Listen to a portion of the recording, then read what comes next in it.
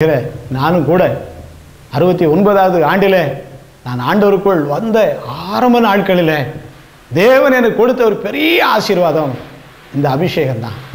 இந்த அபிஷேகம் என்னவென்றால் அந்த நாட்களில் எனக்கு தெரியாது. ஆனாலும் கூட தேவன் என்னை அழைத்தபடியினார், தேவன் என்னை தெரிந்து கொண்டபடியினார், என்னை அவருடைய ஊழியத்திற்காக என் தாயின் வயிற்றிலே இருக்கும்போது என்னை பிரித்தெடுத்தபடியினால் என் ஆண்டவர் அந்த அபிஷேகத்தை நாட்களிலே எனக்கு ஊற்றினார். நான் பெற்றுக்கொண்ட அபிஷேகம் என்று கூட எனக்கு ஆரம்ப நாட்களிலே தெரியாது.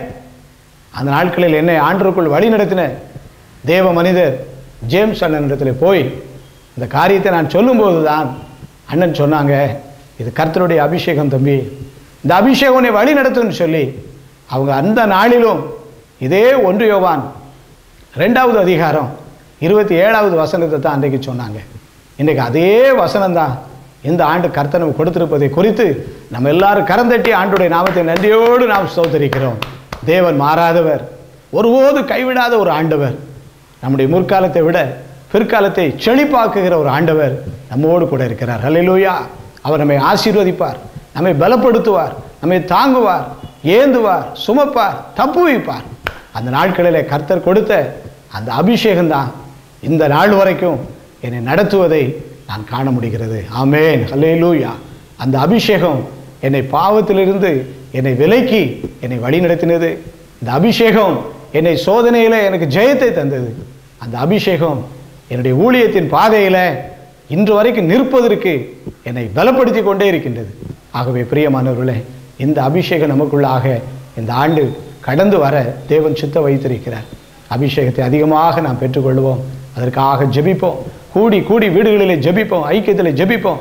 கர்த்தாவே எங்களை நிரப்பு ஆண்டவரை, நிரப்பு ஆண்டவரை, நிரப்பு ஆண்டவரை என்று சொல்லி கர்த்தருடைய அபிஷேகத்துக்காக நாம் காத்திருக்கும் போது யோசேப்புக்குள்ளாக இருந்த அபிஷேகம் ஒரு பெரிய ரகசியத்தை வெளிப்படுத்தினது போல தேவன் தம்முடைய அபிஷேகத்தை நமக்கு தந்து இதுவரை வெளிப்படுத்திராத ரகசியத்தையும் இதுவரை செய்திராத அற்புதங்களையும் தேவன் நமக்கும் நம் மூலமாக செய்து மகிமையான காரியங்களை செய்வாராக. இந்த வார்த்தைகளின்படியே கர்த்தர் தாமே நம்மை ஆசீர்வதித்து நடத்தும்படியாக அப்படியே இருந்த இடங்களிலே நாம் எளிமை நின்று கர்த்தரை நோக்கி எல்லாரும் கைகளை உயர்த்தி தேவனை நோக்கி நாம் கண்களை ஏறெடுத்து நாம் ஜெபிப்போம். தேவன் நம்மை ஆசீர்வதிப்பாராக. ஆமென். ஸ்தோத்திர ஆண்டவரே, நன்றியோடு உம்மை ஸ்தோத்திரிக்கிறோம்ப்பா. உடைய மகிமையான கிருபைக்காக நன்றி செலுத்துகிறோம் ஆண்டவரே. உடைய மகிமையான வல்லமைக்காக நன்றி செலுத்துகிறோம் அப்பா. ஆண்டவரே உமக்கு ஸ்தோத்திரம், உமக்கு நன்றி செலுத்துகிறோம். இதுவரை எங்களை நடத்தி வந்த கர்த்தருடைய ஆவியானவர் உம்மை நாங்கள் ஸ்தோத்திரிக்கிறோம். இந்த ஆண்டு இதிலும் மேலான காரியங்களை நீர் எங்களுக்கு செய்ய போகிறபடினாலும் உமக்கு நாங்கள் நன்றி செலுத்துகிறோம் ஐயா. ஸ்தோத்திரம் ஐயா, நன்றி செலுத்துகிறோம். ஆண்டவரே, நீர் எங்களுக்குள்ளாக அற்புதங்களை செய்யும், எங்களை கொண்டும் அற்புதங்களை செய்யும். நீருடைய அபிஷேகத்தினால் எங்களை நிரப்பி எங்களை வல்லமையாக எங்களை ஆசீர்வதியும். இந்த வார்த்தைகளை கேட்டுக்கொண்டிருக்கிற ஒவ்வொருவருக்குள்ளும் இப்பொழுது அபிஷேகம் இறங்கும்படியாக நான் ஜெபிக்கிறேனப்பா. இந்த வார்த்தைகளை கேட்டுக்கொண்டு இருக்கும்போது கொர்நேலியு வீட்டிலே வந்து இறங்கின கர்த்தருடைய வல்லமை அபிஷேகம் இந்த வார்த்தைகளை கேட்டுக்கொண்டிருக்கிற ஒவ்வொரு மேலும் இறங்கி ஆண்டவரே வல்லமை நடக்கும்படியாக, வல்லமையான கிரியைகள் நடக்கும்படியாக ஒப்பு கொடுத்து ஜெபிக்கிறோம். நீர் அப்படி நிரப்புவதற்காக நன்றி செலுத்துகிறோம், நிரப்புவதற்காக நன்றி செலுத்துகிறோம். என்னை நிரப்பும், எங்கள் எல்லாரையும் இந்த அபிஷேகத்தால் இன்னும் ஆட்கொண்டு நிரப்பி ஆண்டவரே பலத்த காரியங்களை இந்த ஆண்டு நீ செய்து உடைய மகிமை வெளிப்படுத்த வேண்டும் என்று இயேசுவின் மூலம் ஜெபிக்கிறேன் நல்ல பிதாவே. ஆமென், ஆமென். உன்னை அதிசயம் காண செய்வேன், நீ அற்புதம் கண்டிடுவாய். உன்னை அதிசயம் காண செய்வேன், நீ அற்புதம் கண்டிடுவாய் என்று வாக்களித்தார் தேவன், இன்று நிறைவேற்ற வந்துவிட்டார். என்று வாக்களித்தார் தேவன், இன்று நிறைவேற்ற வந்துவிட்டார். அல்லேலூயா. தேவன் நமக்கு அற்புதங்களை செய்வார், நமக்கு அதிசயங்களை செய்வார். இந்த வார்த்தைகளினாலே உங்களை தைரியப்படுத்திக் கொள்ளுங்கள். கர்த்தர் தாமே உங்களை ஆசீர்வதிப்பாராக. ஆமென்.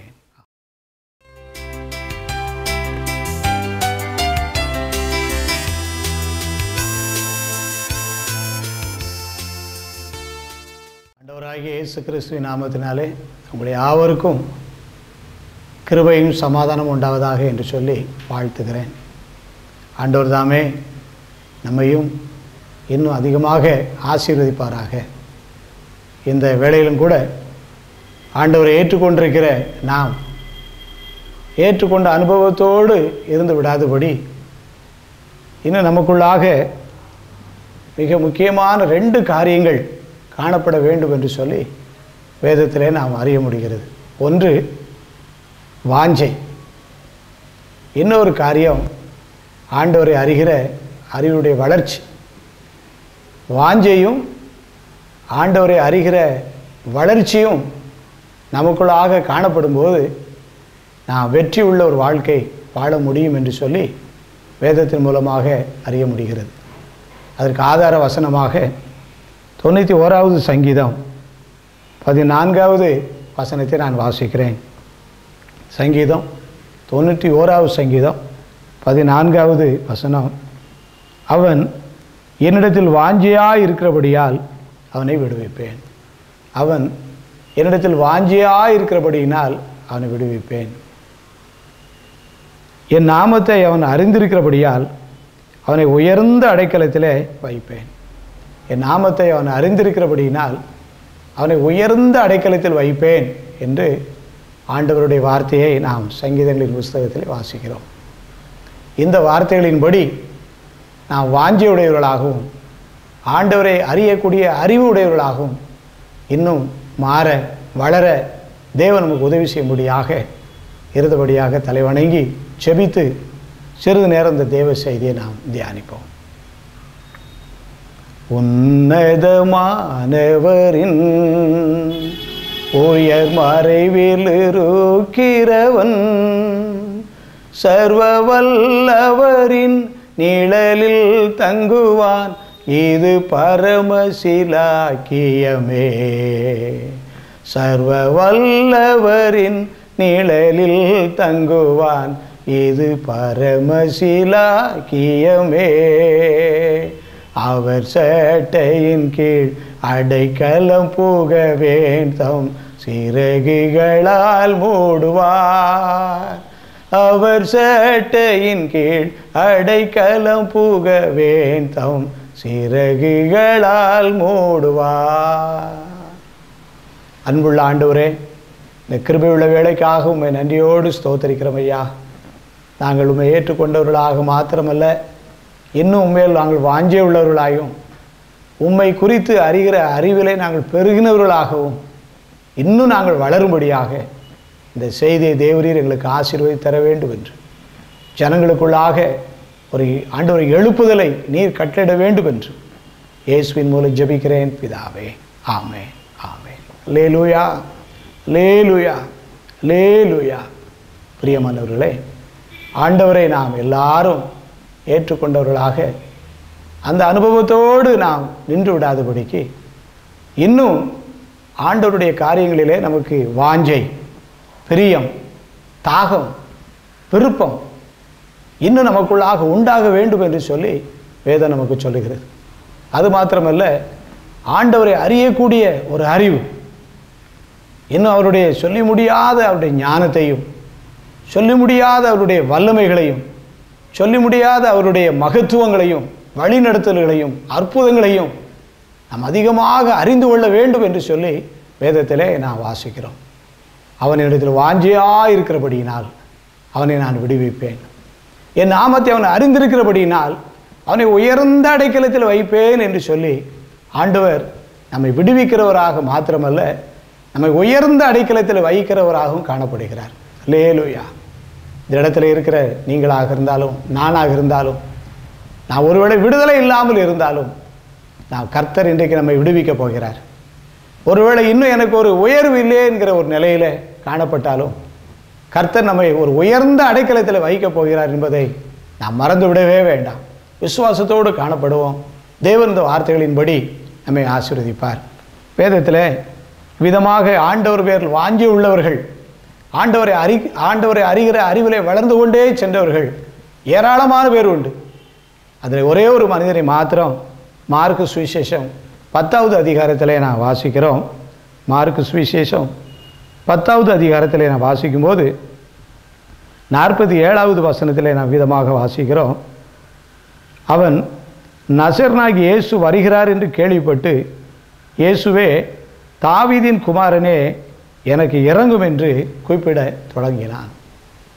கண் தெரியாத ஒரு மனிதனாகிய இந்த பர்திமேயுவை குறித்து இந்த பகுதியிலே நான் வாசிக்கிறோம்.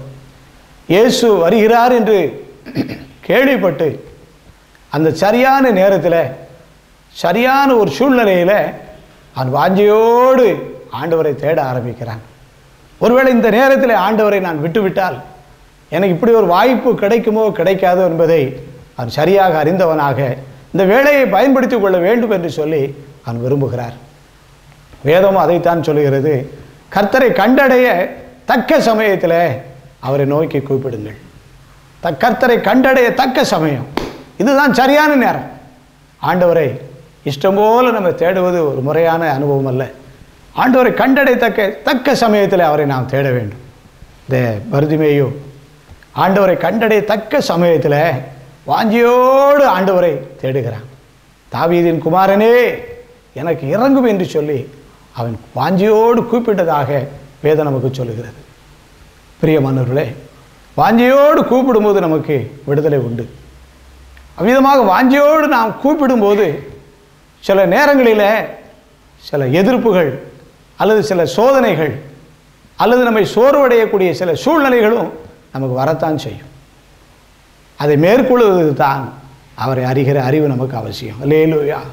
அநேகருக்கு வாஞ்சை உண்டு, ஆனால் அவரை அறிகிற அறிவு வளர்ச்சி இல்லாதபடினால தான் அந்த வாஞ்சையோடு ஆண்டவரை கூப்பிடுதோம்.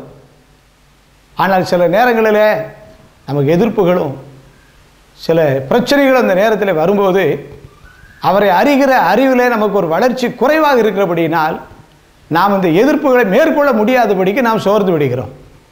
நான் ஊழியத்தின் பாதையிலே பார்க்கிற அநேக காரியங்கள் உற்சாகமாக ஓடி வருவார்கள். ஆனால் ஒரு சில மாதங்கள் கழித்த பிறகு அவர்களை போய் பார்க்கும்போது மிகுந்த மிகுந்த சோர்ந்து போனவர்களாக அவர்கள் எழும்ப முடியாதபடிக்கு காணப்படுகிறார்கள்.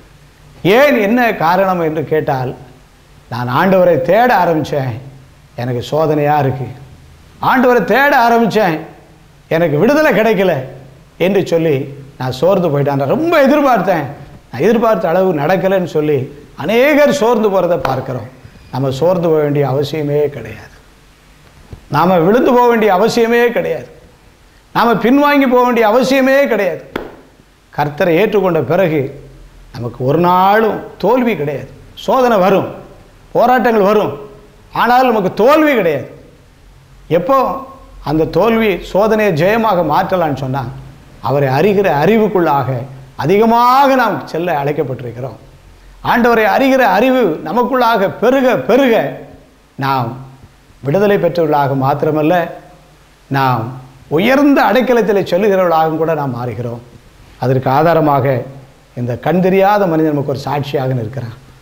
இயேசுவே தாவீதின் குமாரனே எனக்கு இறங்கும் என்று சொல்லி வாஞ்சையோடு கேட்கும் வேளையில் உடனே அவனுக்கு ஒரு வித்தியாசமான ஒரு சூழ்நிலையை பார்க்கிறான். 48வது வசனத்தில் வாசிக்கும்போது, அவன் பேசாதிருக்கும்படி அநேகர் அவனை அதட்டினார்கள் என்று சொல்லி வேதத்தில் வாசிக்கிறோம். ஆண்டவரை வாஞ்சியோடு தேடுகிறான். ஆண்டவர் விடுவிப்பேன்னு சொல்கிறாரு, அது உண்மைதான். அதே ஆண்டவர் சொல்கிறாரு, நீ என்னை அறிகிற அறிவில் வளரணும்னு சொல்லி சொல்கிறாரு. இந்த வளர்ச்சியை இந்த மனுஷங்கிட்ட நம்ம பார்க்க முடியுது. காரணம் என்னன்னு கேட்டால், ஒரு பெரிய எதிர்ப்பு அவனுக்கு உண்டாகுது. அநேகர் அவனை அதட்டுதாங்க. நீ பேசாது இருக்கும்படி அநேகரால் அவன் அதட்டப்படுகிறவனாக மாறுகிறான். அநேகர் அவனை அதட்டினாலும் கூட அவன் சோர்ந்து போகவே இல்லை.